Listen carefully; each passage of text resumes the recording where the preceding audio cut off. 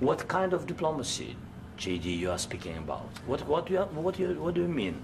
I'm talking about the kind of diplomacy that's going to end the destruction of your country. Yes, but if you Mr. President, with respect, I think it's disrespectful for you to come into the Oval Office and try to litigate this in front of the American media. Right now, you guys are going around and forcing conscripts to the front lines because you have manpower problems. You should be thanking the President for trying to bring an end to this conflict. Have you ever been to Ukraine that you say what problems we have? I have been to. Come once. I've actually watched and seen the stories, and I know what happens is you bring people, you bring them on a propaganda tour, Mr. President. Do you disagree that you've had problems bringing people into your military? And do you think that it's respectful to come to the Oval Office of the United States of America and attack the administration that is trying to prevent the destruction of your country? A lot of questions. Let's start from the beginning. Sure. First of all, during the war, everybody has problems, even you, but you have nice ocean and don't feel now, but you will feel it in the future. God bless. You don't know that. God bless. God bless. You will not have a war. Don't tell us what we're going to feel. We're trying to solve a problem. Don't tell us what we're going to feel. I'm not telling you. Because you're in no position to dictate that. That's exactly what you're doing. You're in no position to dictate what we're going to feel. We're going to feel very good. You will feel influence. We're going to feel very good and very strong. You will feel influence. You're right now not in a very good position.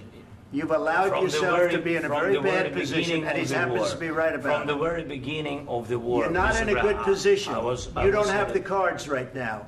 With us, you start having cards. Right now, you don't. You're playing cards. You're playing cards. You're gambling with the lives of millions of people. You're gambling with World War III. You're gambling with World War III. And what you're doing is very disrespectful to the country, this country. That's back to you. Far more than a lot of people said they should have. Have you said thank you once? This entire meeting? No, in this entire meeting, have you said thank you?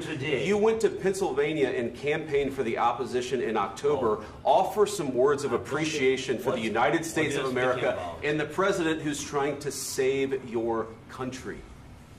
Please, you think that if you will speak very loudly about the war, you can... He's not speaking loudly. He's not speaking loudly. Your country is in big trouble. Can I answer? Wait a minute. No. You've done a lot of talking. Your country is in big trouble. I know. You're not winning. You're not winning this. You have a damn good chance of coming out okay because of us. Mr. President, we are staying in our country, staying strong from the very beginning of the war. We've been alone, and we are thankful. I said thanks you haven't in been this alone. cabinet. You haven't been alone. In this cabinet. We gave you, through this stupid president, $350 billion. We gave you military equipment, and your men are brave, but they had to use our military. If you didn't have our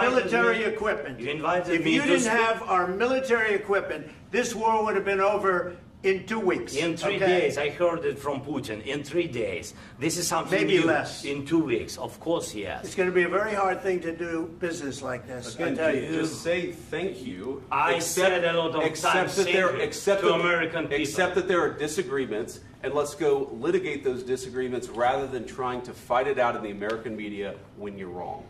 We know that you're wrong. But you see, I think it's good for the American people to see what's going on. I understand, sir. I think it's very important. That's why I kept this going so long.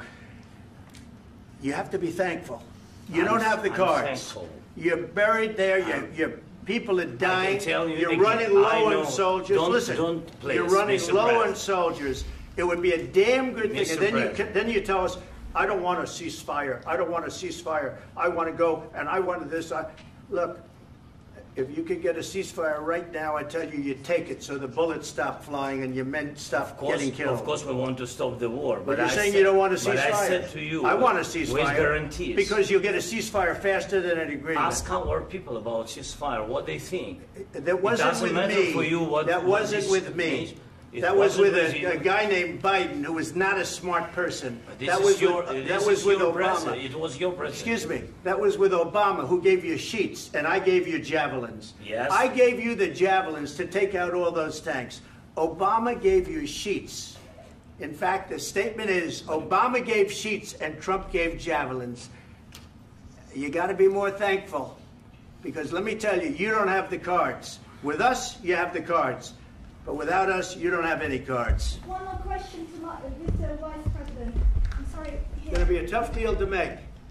because the attitudes have to change. What if Russia breaks ceasefire? What if Russia breaks peace talks? What do you do then? I understand that it's a heated conversation right now. What are you saying? She's asking, what if Russia breaks the ceasefire? What if anything? What if a bomb drops on your head right now? Okay? What if they broke it? I don't know. They broke it with Biden because Biden, they didn't respect him. They didn't respect Obama. They respect me. Let me tell you, Putin went through a hell of a lot with me. He went through a phony witch hunt where they used him and Russia. Russia. You ever hear of that deal? That was a phony Hunter Biden, Joe Biden scam. Hillary Clinton, Shifty Adam Schiff. It was a Democrat scam. And he had to go through that. And he did go through it. We didn't end up in a war. And he went through it. He was accused of all that stuff. He had nothing to do with it. It came out of Hunter Biden's bathroom. It came out of Hunter Biden's bedroom. It was disgusting. And then they said, oh, the laptop from hell was made by Russia. The 51 agents. The whole thing was a scam. And he had to put up with that. He was being accused of all that stuff. All I can say is this. He might have broken deals with Obama and Bush, and he might have broken them with Biden. He did, maybe. Maybe he didn't. I don't know what happened. But he didn't break them with me. He wants to make a deal. I don't know if you can make a deal. The problem is, I've empowered you to be a tough guy. And I don't think you'd be a tough guy without the United States. And your people are very brave. But you're either going to make a deal or we're out. And if we're out, you'll fight it out. I don't think it's going to be pretty, but you'll fight it out. But you don't have the cards. But once we sign that deal, you're in a much better position. But you're not acting at all thankful. And that's not a nice thing. I'll be honest, that's not a nice thing. All right, I think we've seen enough. What do you think? Huh? This is going to be great television, I will say that. All right.